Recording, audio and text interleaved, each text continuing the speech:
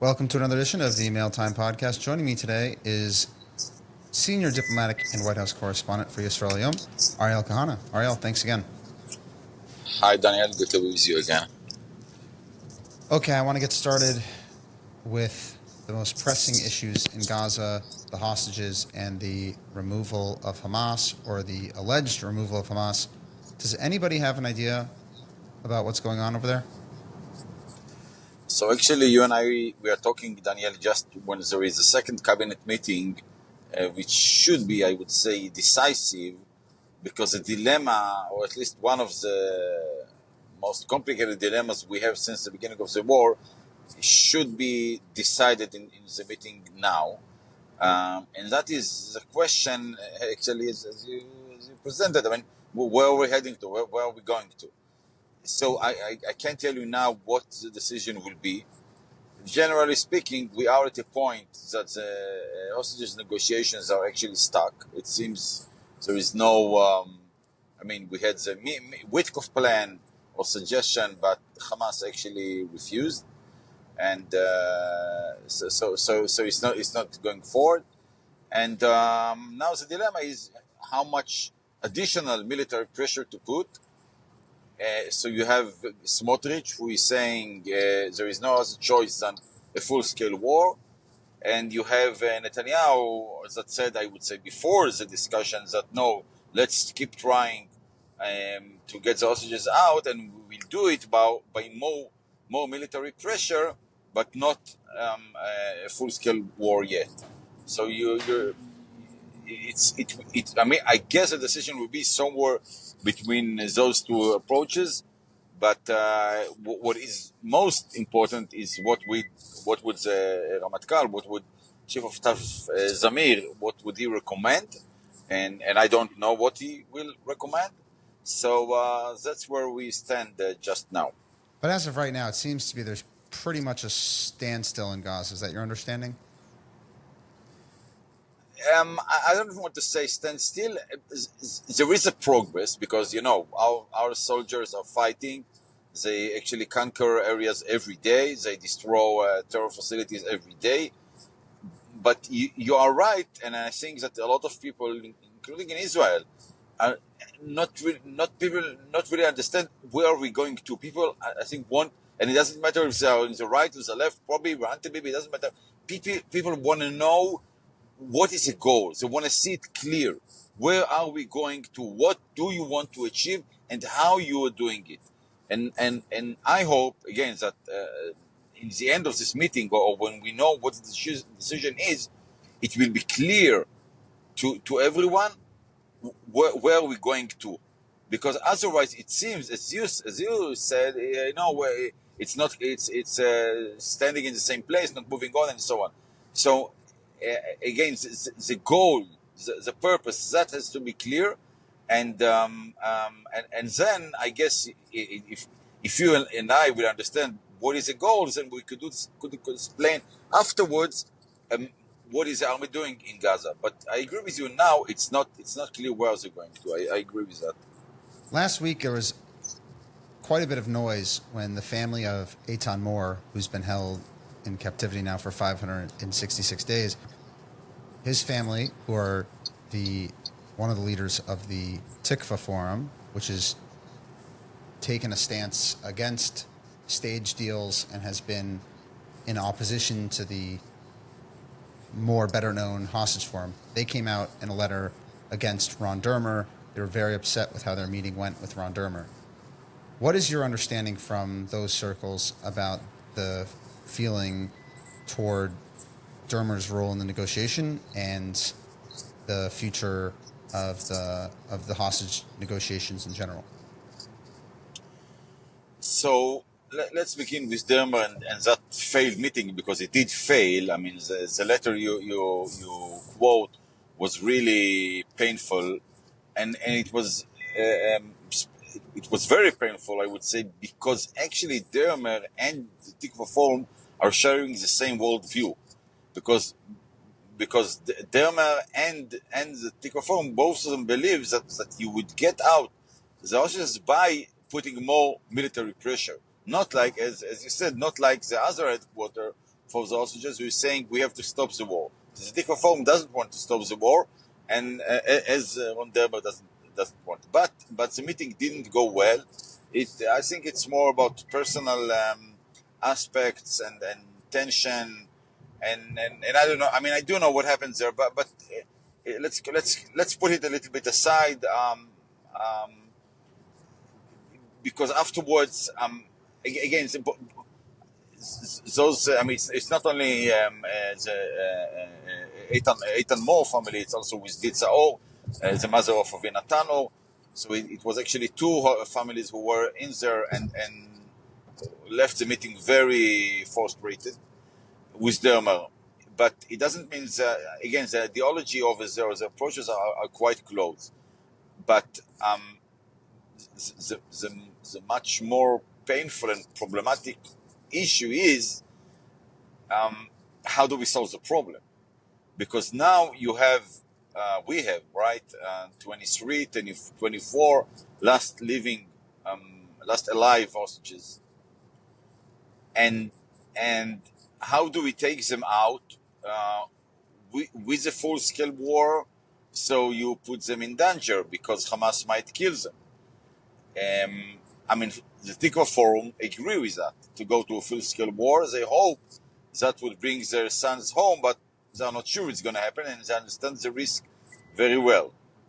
And from the other hand, if you don't go to a full-scale war, just keep putting the same or a little bit more military pressure, up to this moment, Hamas are not giving up. So actually, on top of the failed meeting, the problem itself, the substance, is much more problematic. And frankly, I don't know how to solve this dilemma, because to me, Daniel, I mean, I do, of course, military pressure helped a lot bringing back most of the hostages actually, but in my humble opinion, Hamas gave the hostages he gave mostly because they got the interest, and it was their interest. Not, I mean, the military goal was, let's say, catalysator, right? But it was not the main reason. And that's why you see that although Israel renewed the war about a month ago, still we don't have new hostages deal. And that is because military pressure and by the way, logistic, I mean, what they call is humanitarian aid, which is not aid, it's just supply for Hamas. But even both of them together is not enough. You see that Hamas is very stubborn and just not ready to go to a new deal. So it take us back to the question you opened with about the cabinet meeting. So where are we? So from this point, which actually the hostages negotiations are stuck, and the war, it's not clear where is it going to. It goes back to the same main dilemma. And again, I can't tell you how it will be solved. And frankly, I'm not sure what would be my suggestion if I was a minister in the cabinet. Obviously, last week there was a major article that came out from Ronen Bergman, the New York Times, turning here to Iran, about the Trump administration having multiple opinions when it came to how to best handle the Iran threat. And Israel had been preparing for an attack only to be nixed by Trump. What are you hearing from the Netanyahu government, and what are you hearing from the White House with regard to this article? So I'll tell you a few comments. First of all, basically the article is unfortunately accurate.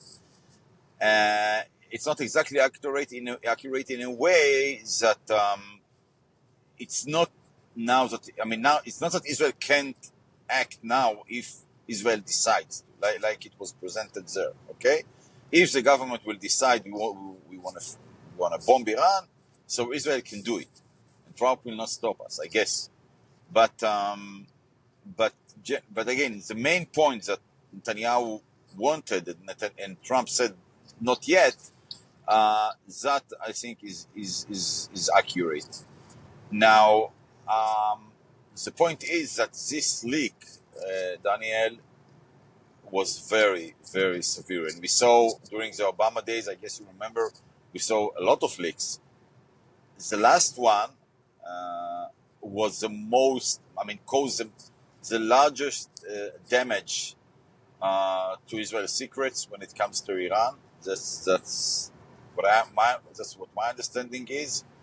And frankly, I do not understand why Mr. Bergman, who I talk with from time to time, I mean, in my opinion, you should have some responsibility for your country, for the free world, for the soldiers. I really don't get how a journalist is telling his country's secrets in this way.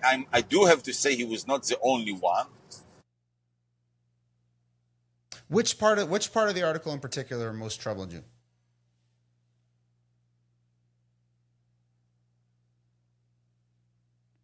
Understood.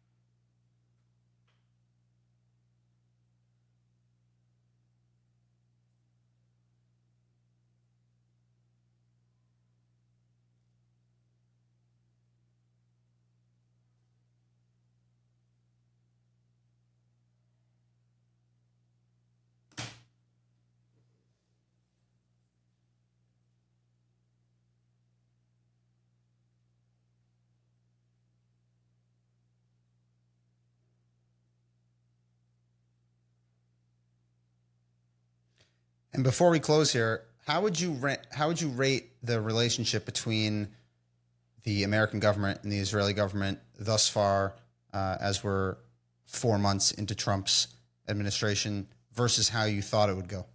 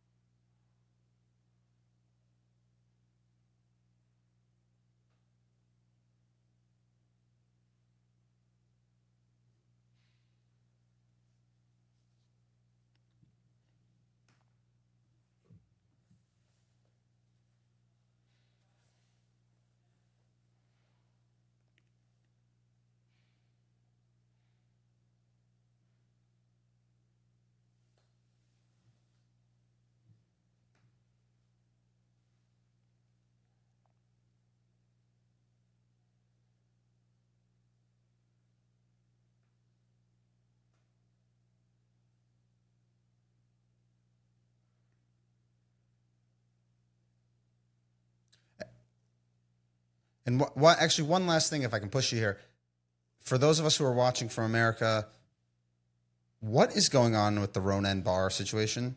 Obviously, he's one of the people that was most responsible on October 7th, the intelligence failure, or at least the failure to act on intelligence. Now he's some sort of folk hero to certain camps within Israel. What's the synopsis? How would you summarize the situation of where it's holding right now?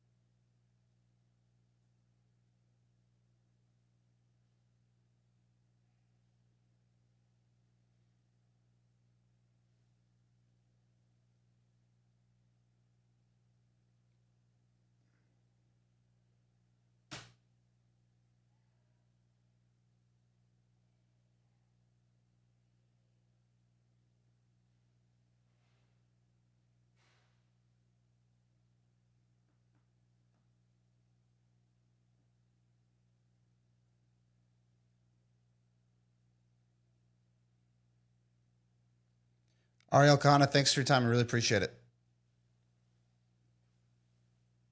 Thanks.